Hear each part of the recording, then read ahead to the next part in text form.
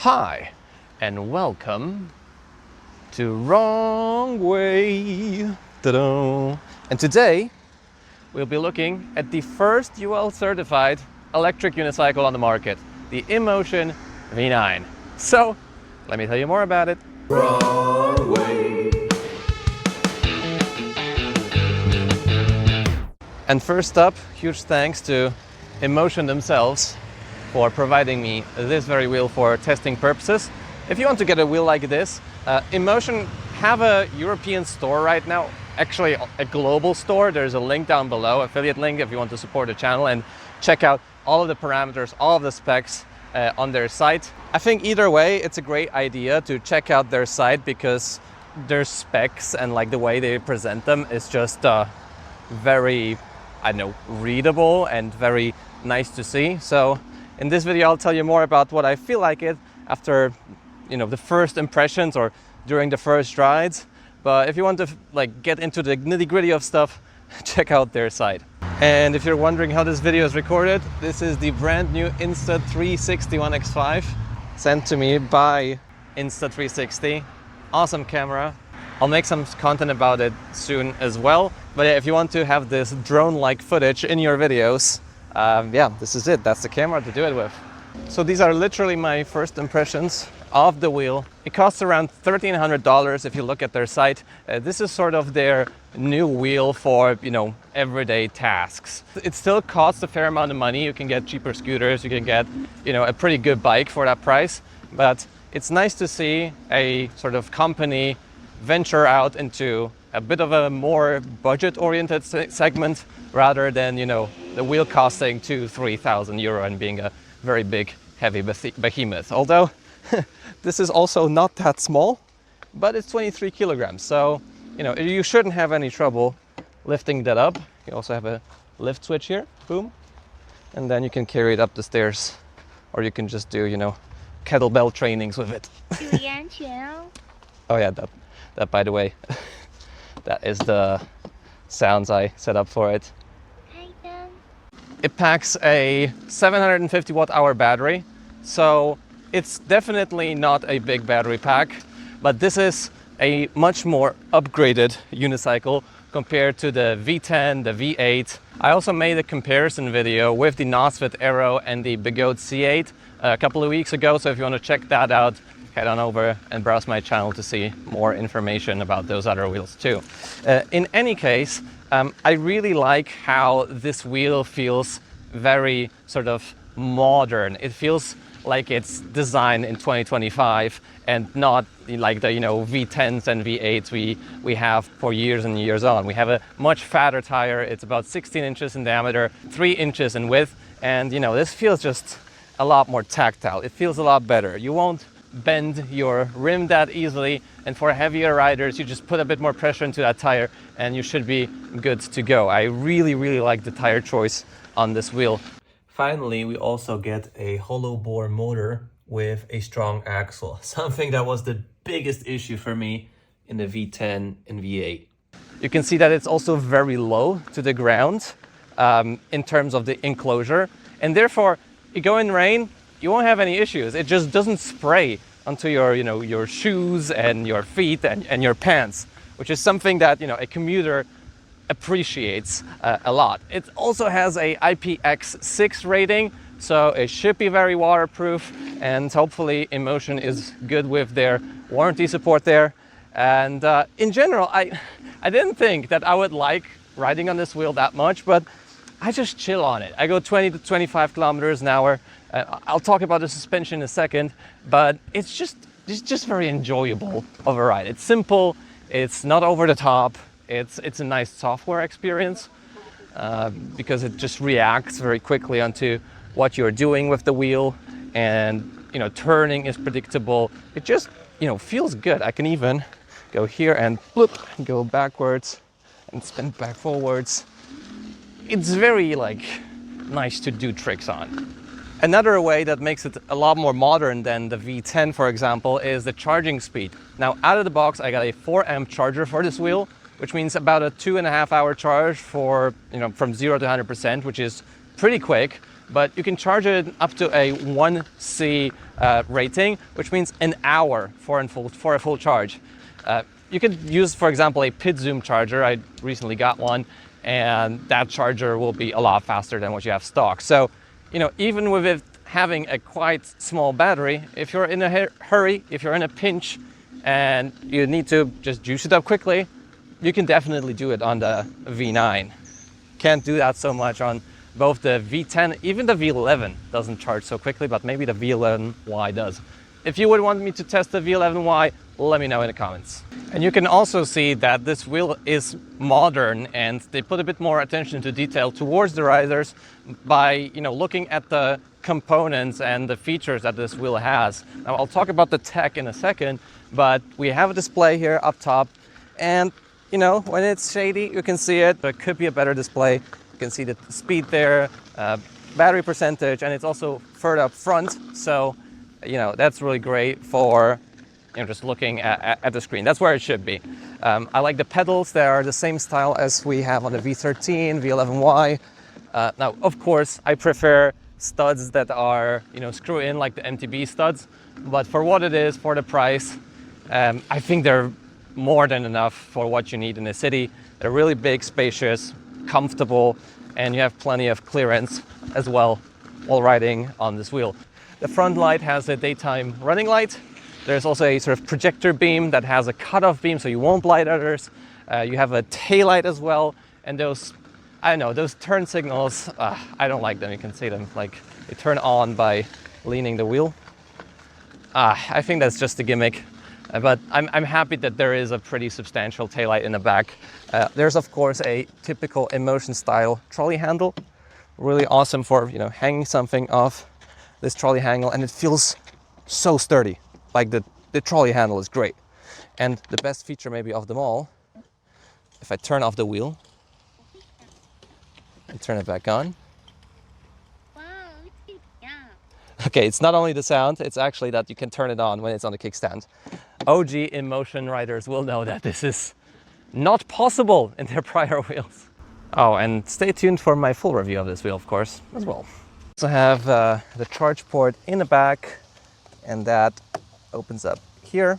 We also have USB-C charging, USB-A charging, and yeah, this bottom part also works as a kickstand. Oh, and also we have Bluetooth speakers, and if you have a couple of InMotions next to one another, you can connect them, and you have like a group JBL style synced music. So if you're into that, I'm fine, but usually I prefer not to have too much sound when I'm riding. You also have this is the sine wave function, so you can actually sort of notify others if you're coming close. You can sort of hear how much power the motor is drawing. I think it doesn't sound the best, but right now I have it on. Maybe I'll keep it on just to, you know, see what's the experience like with that speaker. I can also show you my sounds right now, which is, oh my god, it's so funny. It's in the app. The sound is called Sweet Chinese Girls for some reason. InMotion invested their R&D into that, so take a listen. 开灯，关灯，我会想你的。哇哦，是你呀！ Oh, I've turned on! Okay, that's even more wrong now. Anyway, here we have my 30-degree incline. This wheel is rated up to 30 degrees of incline, so that's my duty to you, as you are my subscribers, to check the incline here. You can see I have no pads on the side. I don't think this wheel needs pads. It's also way easier to just run off from it if something happens. I also don't have knee pads. I should have knee pads on, but didn't put them on. So let's go up 30-degree incline.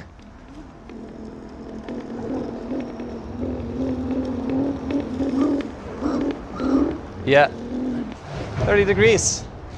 I think it could go even a bit higher or steeper, but then your limit is just very slow. You could see it like overpowering here. So yeah, 30 degrees as they state in the manual. We don't have any sort of marketing lingo like with the V13 where they were like, oh, 45 degrees and then 35. So very nice that they're accurate now.